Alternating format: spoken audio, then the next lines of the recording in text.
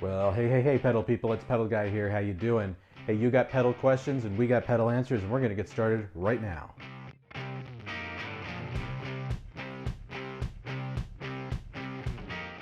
Well, I'd like to welcome you to our ongoing questions and answers series here at the Pedal Guy. Now, before we get too far in the weeds, make sure that you take a minute and subscribe to our channel by clicking on the subscribe button down below and ringing that bell so you stay up to date with all of our videos. And if you're watching this on Facebook or Instagram, be sure to like and follow us so you can stay up to date with all of our activities, because we do post on a daily basis. So in the spirit of keeping the questions and answers alive, we're going to just keep on going through some of the questions we've been getting. Since we've been doing a much larger concentration on the Trio Plus, obviously we've gotten a lot of Trio Plus questions, but we do have a couple of other ones sprinkled in there as well. And today, I'm going to go ahead and show you a couple of new products as well that we've got here at the Pedal Guy that I think you're going to find very interesting. So let's go ahead and get right to it. Our first bit of feedback comes from Top Norm, and it is in regards to using the Trio Plus with effects. Great tutorial. Have had one for a few years, but I put it away a while ago. Became work to do something simple.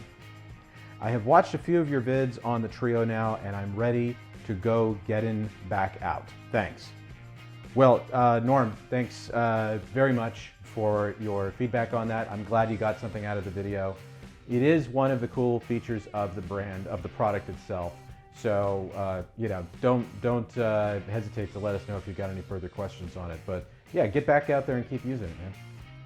Okay, our next question comes from Ron Peterman, and it pertains to the using the Fs3x with the Trio Plus. I watched the section several times at the 1 minute 26 second mark. I'm still not understanding how you get it in tabletop mode or live mixer mode. Okay, well, without reading the rest of it, because it goes on for a while, I'm going to show you guys one more time how to do this, okay? So let's move down to the straight down camera here, and I'm going to show you this one more time. So Ron, I hope you're paying attention here, okay? If you have your Trio Plus and your Fs3x plugged in at once at the same time, and you want to change modes, it's very simple. Now, when you first plug it in, it's in the default mode. So whatever mode 1 is, whatever this first foot switch is, that's the mode that it's in. Now, to change it, what you do is you unplug the Fs3x from the Trio Plus. So let me say that again. You unplug the Fs3x from the Trio Plus, not the other way around. So you don't do it from here, you do it from here. Now, if you're in this mode and you want to switch to this mode, what you do is you hold that second foot switch down. And while you're holding that foot switch down, you then plug it back into the Trio Plus. Release the foot switch, and now you're in the second mode, which let's call that tabletop mode or live mixer mode.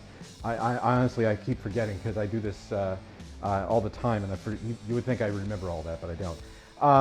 But nevertheless, that's how it works. So if you want to switch to the third mode, you hold down the third foot switch. Okay, so I'm holding down the third foot switch, and now I'm plugging it back into the Trio Plus, and now it is in the third mode. So that is literally how it's done. There's no other magic to it. There's no voodoo. That's how it's done. I really do hope that you're watching and that you get something out of this. And if you have any further questions about it, ask away. But definitely refer back to this part of the video for further information on that particular function. But thanks very much for watching.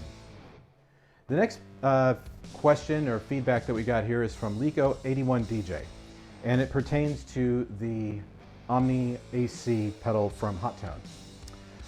Not convincing in the slightest, until you played the piezo acoustic through it. Every other take was like telly twang with EQ changes. Nothing acoustic about any of it.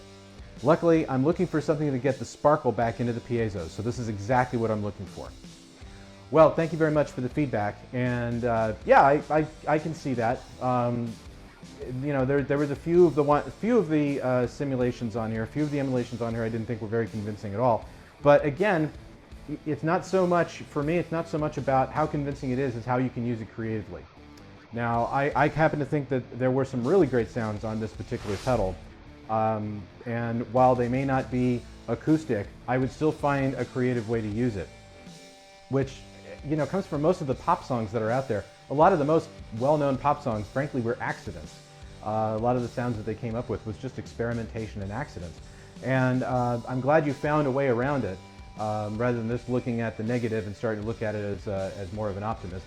And that's great. So hopefully you'll find some good use for this pedal. I think it sounds pretty good for what it is. And again, like all acoustic simulators, we're going to either like them or hate them, because this is not the only one out there on the market. There's several of them. But thanks again for the feedback. I appreciate it. The next question we got is from Elias Anderson about the Headrush pedal board. And Elias writes, does the color coding change the lights below the Footswitch? Well, the quick answer to that is yes. And I did reply to you and I gave you some instructions on how to do that straight from the Headrush manual, where you tap a color to assign it to the model. That color will be shown in the main screen and the hardware assign screen and in the Footswitch indicator below.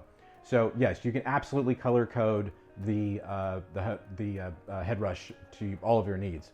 And for you Headrush fans, we are going to definitely be talking a lot more about the Headrush in the coming weeks, because we've got some great new announcements on the way, especially for the looper board. So if you've been waiting for some of those really killer features on the looper board, well, stay tuned. Now the one last thing I'm going to show you are the brand new EBS high performance flat patch cables. If you've been shopping with us for a while, you know that we're big fans of the EBS line of patch cables, because they really are the ultimate space saver, and they're just built wonderfully, and you know, we think the world of them. So they have 3 models, and let's go ahead and zoom down here and we can have a look at these. So I'm going to lay them out, and actually I'm going to go from better to best, or good to best, where we have the PCF DL series, the PG series, and the high performance series. And we'll zoom in here and take a look at these in a second, but let's talk about the differences between these. The PCF Deluxe is a chrome tipped series of patch cables from EBS with an outer PVC insulation, a conductive PVC shield, and a spiral copper shield measuring 38 by 12 millimeters. It comes in 10 centimeters, 18 centimeters, 28 centimeters, and 58 centimeters. The Premium Gold series from EBS has gold tip, so it's less likely to corrode. It also has an outer PVC insulation and a conductive PVC shield, and the spiral copper shield is a little different. The measurements are a little different, where it's 45 by 12 millimeters. And like the DL10, this does come in 10 centimeters, 18 centimeters, 28 centimeters, and 58 centimeters. And finally, the high performance flat patch cables from EBS has an outer transparent PVC insulation. It has a conductive PVC shield, but this has a tin plated copper braided shield. So that means less signal degradation and more clarity. And like the other models, it also comes in 10, 18, 28, and 58 centimeters. So when we look at them closely, you can see that on the surface, the chrome and the gold tip have pretty much the same thickness to them, but you can definitely see that there's a lot more thickness going on here with the high performance series. Hence, it is a little more expensive than the other two, but if you're looking for the ultimate in a clean signal, this would probably be the best way to go. And this is a unique black gold sort of chromed tip. So it is still gold tipped, it's just got a different finish on it. But we have them in stock and we are selling through them quickly, so get them while you can. So that brings us to the end of our episode here of questions and answers at the Pedal Guy. Now if you have any further questions or comments about anything you've seen in the video today, be sure to let us know by using the comment section below. Also, keep those comments coming in from the other videos, because we are trying to get to 10,000 subscribers. We're just crossing the 6,000 subscriber mark now, and we're just really trying to get to 10,000. So please spread the word about our channel. Let people know that this is the place to come for pedals and pedal accessories. And we're also going to get some new stuff in before too long, so stay tuned. But for more information on these products that I've shown you and the other products that we carry, please visit us at thepedalguy.com. Also be sure to follow us on Facebook and Instagram, and please subscribe to our YouTube channel. Thanks and have a great day.